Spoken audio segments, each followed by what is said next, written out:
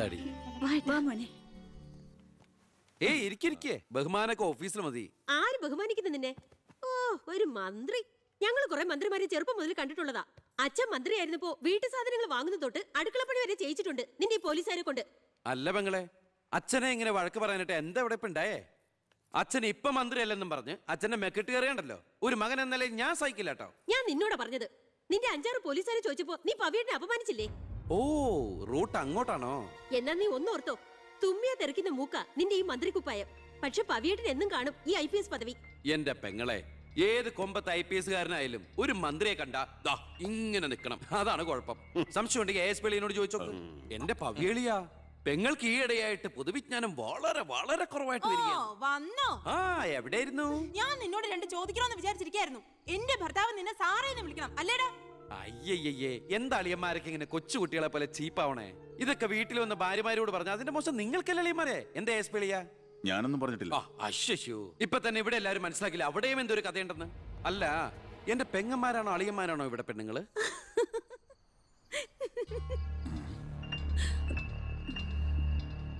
അച്ഛാ, അച്ഛനെങ്കിലും ഒന്ന് പറഞ്ഞു കൊടുത്തൂടെ കുട്ടികൾക്ക്? ഓഫീസ് വേറെ വീട് വേറെ എന്ന്. എന്നെ മന്ത്രി കസേരന്ന് എഴുതിപ്പിച്ചു വിട്ട എന്നോട് മിണ്ടാൻ വരണ്ട. ഞാനല്ലോ എഴുന്നേപ്പിച്ചു വിട്ടത്, ജനങ്ങളല്ലേ. അച്ഛൻ ഇനിയെങ്കിലും മനസ്സിലാക്കണം, പൊതുജനം കഴുതയല്ലെന്ന്. അതെങ്ങനെയുണ്ട് അളിയന്മാരെ? എല്ലാരും പോവാണോ? നീ ഉച്ചയ്ക്ക് ഊണ് കഴിക്കാൻ വരുമെന്ന് കരുതി നിനക്ക് ഇഷ്ടപ്പെട്ട പാൽപ്പായസം വരെ ഞാൻ ഉണ്ടാക്കി. അമ്മയ്ക്ക് അറിഞ്ഞൂടെ അമ്മേ മന്ത്രിമാരുടെ തിരക്കൊക്കെ? നീ ഇരിക്കെ. അതെ, ഇവിടെ ഇരുന്നാൽ എനിക്കിവിടെ ഇറങ്ങൂല്ലമ്മേ. ഇനി ഞാൻ ഇന്ത്യൻ പ്രധാനമന്ത്രി ആയാലും എനിക്ക് അടുക്കളയിൽ ഇരുന്നാലേ ഇറങ്ങും. അതിന്റെ സ്വാദം വേറെ തന്നെയാ. അമ്മ ഇങ്ങോട്ട് വന്നേ. ഇവന്റെ ഒരു കാര്യം. അതെ, ഇവിടെ എല്ലാവരും ചേർന്ന് ഏട്ടനെ പുഴുങ്ങി തിന്നാൻ നോക്കി നിൽക്കായിരുന്നു. എല്ലാം വാല് മടക്കിയത് കണ്ടില്ലേ? കലക്കേട്ടാ. കലക്കണുണ്ട്. ഈ കഞ്ഞില് പയറും ചമ്മന്തിയൊക്കെ കൂടിയിട്ട് കൈയിട്ട് ഇങ്ങനെ കലക്കി എന്തോ സാധനം അറിയോ? കുറച്ച് വേണം. മീനു, വേറെ കഞ്ഞി വിളിക്കുന്നു. തമാശ അമ്മ. എത്ര നേരം അവിടെ നിന്നെ വിളിച്ചു പോകുന്നു? എന്താടി ചെവി കേട്ടൂടാ നിനക്ക്? നിന്റെ ആങ്ങളെ കൂട്ടാനോ അയാളുടെ പുളിച്ച കോമാളിത്തരം കേട്ട് പൊട്ടിച്ചിരിക്കാനല്ലേ നിനക്ക് നേരം? നിന്റെ 2 ചേച്ചിമാരെ കണ്ട് പഠിക്കടി. അവര് ഭർത്താക്കന്മാരെ ശരണം പറഞ്ഞ് ജീവിക്കുന്ന കണ്ടില്ലേ? അതെങ്ങനെയാ? കണ്ണി കണ്ടവരോടൊപ്പം കറങ്ങി നടന്നൊരു വിഴുപ്പിനല്ലേ എന്റെ അല്ലേ കെട്ടിവെച്ചത്? കുന്നുകളെയും ഞാൻ അറിയില്ല നിനക്കെന്നെ. എന്റെ മനസ്സാരെങ്കിലും വേദനിപ്പിച്ച അത് ഞാൻ നിന്നോട് തീർക്കും. അളിയാ, ഒരു മിനിറ്റ് ഒന്നുകൂടെ വന്നേ. ഞാനെന്തോ പറയണോന്ന് വിചാരിച്ചല്ലോ. കഞ്ഞി കുടിച്ചോണ്ടിരിക്കും. എനിക്കെന്തേലും ദേഷ്യം തോന്നിയ, വിഷമം തോന്നിയ ഞാനത് നേരിട്ട് തീർക്കും. മേലാൽ ഇത് ആവർത്തിക്കരുത്. എന്താടാ അവിടെ ഒരു ശബ്ദം കേട്ടത്? വിഷു ഒക്കെ ആവാറായില്ല അമ്മ. ഞങ്ങൾ വെറുതെ പടക്കം പൊട്ടിച്ചളിച്ചാ. ഗുഡ് നൈറ്റ് അളിയാ. അമ്മ ചെന്ന് കഞ്ഞി കുടിക്കേ.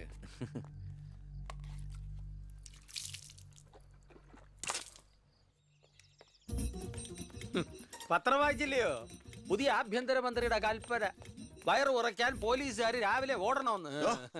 ഞാൻ പണ്ടേ ഓടാറുണ്ട്. എന്റെ കർത്താവേ, കുതിരയ്ക്ക് വെച്ച കഴുതയ്ക്ക് ഉണ്ടോ? എന്റെ ഈശോയെ, ഞാൻ സാറിനല്ല ഉദ്ദേശിച്ച.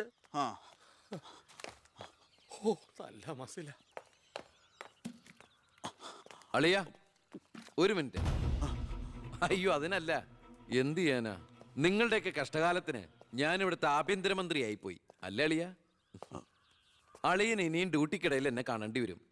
എന്നെ സല്യൂട്ട് ചെയ്യേണ്ടിയും വരും. തെറ്റ് കണ്ട ഞാൻ എന്തെങ്കിലും പറയുകയും ചെയ്യും. ആ അരിശം മുഴുവൻ അളിയൻ വന്ന് പെങ്ങളെടുത്ത് തീർക്കും. അത് കണ്ട ഞാൻ തിരിച്ചടിക്കും. അങ്ങനെ അടിയും തിരിച്ചടിയൊക്കെ ആയിട്ട് പോണ്ടതാണോ അളിയ നമ്മുടെ ഈ മാതൃകാ കുടുംബം?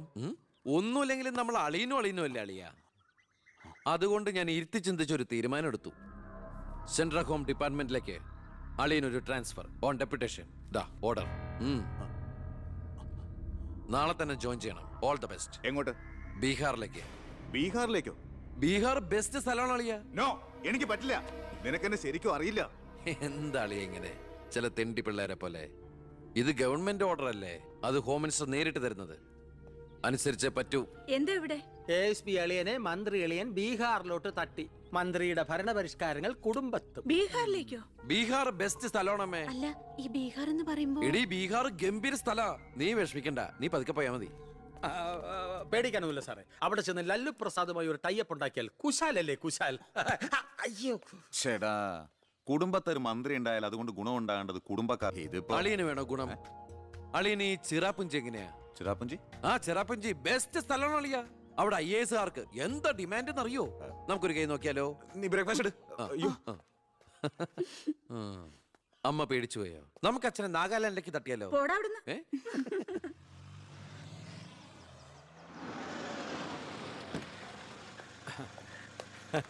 നമസ്കാരം. നമസ്കാരം. Good morning. Good morning. മനസ്സിലായില്ലേ? മേഴ്സി, മേഴ്സി വർഗീസ്, ഇവിടുത്തെ ഫേമസ് പബ്ലിക് പ്രോസ്റ്റിറ്റ്യൂട്ടാ. പഴയ ജോലിയൊക്കെ നിർത്തി ഇപ്പൊ അച്ഛന്റെ കേസ് മാത്രമേ എടുക്കൂ. കൂടെ കയറിയങ്ങ് പോ. വൃത്തിയിട്ടവനെ, താനാ പറഞ്ഞതിന്റെ അർത്ഥം എനിക്കറിയോ? വേശ്യെന്നാ. ഓ, മാഡം, മാഡം, മാഡം, അറിയാതെ നാ ഒന്ന് പിഴച്ചു പോയതാണ്. മാഡം എന്റെ സ്വന്തം അമ്മയെ പോലെയാണ്, അല്ല, സ്വന്തം ഭാര്യയെ പോലെയാണ്. ഐ! അയ്യോ, പെങ്ങളെ പോലെയാണെന്നാണ് ഞാൻ ഉദ്ദേശിച്ചത്. എന്താ ഇവിടെ ബഹളം? കയ്യും കബളും കൂടെ കൂട്ടിമുട്ടിയതാ. ഓ, ഈ കള്ളനായിരുന്നോ? ഞാൻ കള്ളനല്ല, കള്ളന് കഞ്ഞി വെച്ചു. സെക്യൂരിറ്റി, തൂക്കിയെടുത്ത് പുറത്താക്കണോ ഇവനെ? ഞാൻ ഉദ്ദേശിച്ചത് ഇയാൾ ഒന്നും ഉദ്ദേശിക്കണ്ട. മേലിൽ മുറ്റത്ത് കാലി കുത്തിപ്പോരുത്. ഞാൻ ഈ കാല് Stupid. എന്റെ ഉദ്ദേശങ്ങളൊന്നും പഴയതുപോലെ ഫലിക്കുന്നില്ലല്ലോ. ടൈ. തെളിവുകളും സാക്ഷിമൊഴികളും അനുകൂലമാണെങ്കിൽ പിന്നെ ഒന്നും പേടിക്കാനില്ല. സെൽഫോൺ ഒരു പ്രധാനപ്പെട്ട തെളിവല്ല. അതിലേക്ക് ആർക്ക് വേണമെങ്കിലും വിളിക്കാം, തിരിച്ചും വിളിക്കാം. പക്ഷേ ശാലിയുടെ സാക്ഷിമൊഴി പ്രധാനമാണ്.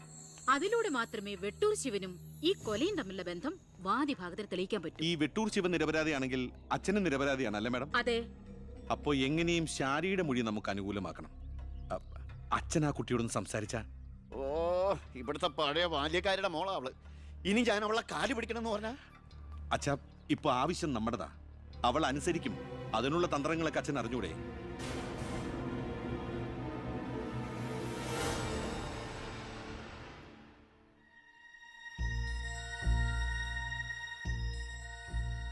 കുറെ നാളായി ഞാൻ വിചാരിക്കുന്നു ഇങ്ങോട്ടൊക്കെ ഒന്ന് ഇറങ്ങണം എന്ന്. സത്യം പറഞ്ഞ സമയം കിട്ടാറില്ല. അല്ല, ഇവളെങ്ങനെ നിർത്തിയാ മതിയോ? കെട്ടിച്ചിടണ്ടേ? അതിന് കല്യാണ ചെലവൊക്കെ ഞാൻ ഏറ്റവും പറ്റിയ പയ്യനെയും കണ്ടെത്താം. നമുക്കിത് ഗംഭീരമാക്കണം, ഒരു ഉത്സവം പോലെ. ഗോപാലപിള്ള സാറിനെ എനിക്ക് മറക്കാൻ പറ്റുമോ? എന്നെ രാഷ്ട്രീയത്തിലേക്ക് കൈപിടിച്ച് കയറ്റിയ രാഷ്ട്രീയ ഗുരുവാണ് നിന്റെ മുത്തച്ഛൻ. മരിക്കാൻ കിടക്കുമ്പോ ഞാൻ അദ്ദേഹത്തിന് കൊടുത്ത വാക്കാ, ഈ കുടുംബം അനാഥാകില്ലെന്ന്. എന്നാ ഞാൻ ഇറങ്ങട്ടെ. ഞാൻ എന്തോ മറന്നല്ലോ.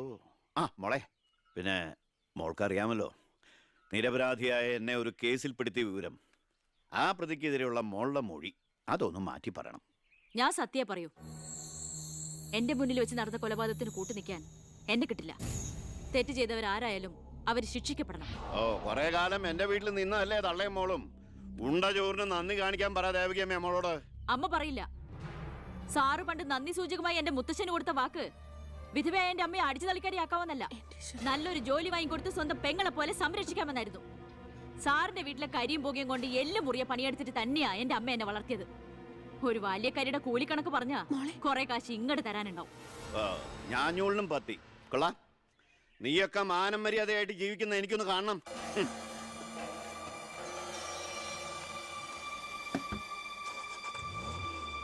എടാ ഞാനാ. എന്താ അച്ഛാ? ഏയ് നടക്കില്ലടാ. ഇന്ന് അച്ഛൻ അവളുടെ അടുത്ത് പോയി. നാളെ അവൾ അച്ഛൻ്റെ അടുത്ത് വരണം. അച്ഛൻ സമാധാനമായിട്ടിരിക്കെ, ബാക്കിയൊക്കെ ഞാൻ നോക്കിക്കോളാം.